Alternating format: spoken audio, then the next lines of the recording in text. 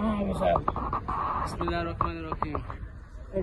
ये है जी मस्जिद किबलतैन, दो किबलों वाली मस्जिद।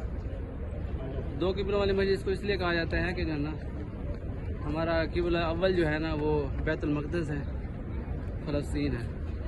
तो पहले जो है ना बैतुल मक़दस की तरफ जो है ना मुँह करके नमाज़ पढ़ते थे, आप भी उस तरह मुँह करते थे, लेकिन दिल के अंदर ख्वाहिश थी कि जो है ना हमारा जो किबला है ना वो बैतुल्ला होना चाहिए। तो नमाज के अंदर ही अल्लाह ताला ने उनकी आप की चाहत पूरी की और जो है ना किबला को तब्दील करने की जो है ना आयत नाजिल हुई, क़बल वजह का शतर मिन मस्जिद हराम। तो मस्जिद हराम की तरफ जो है ना चेहरा मुबारक फेरने को कहा गया। तो नमाज के अंदर जो है ना वो किबला तब्दील किया गया।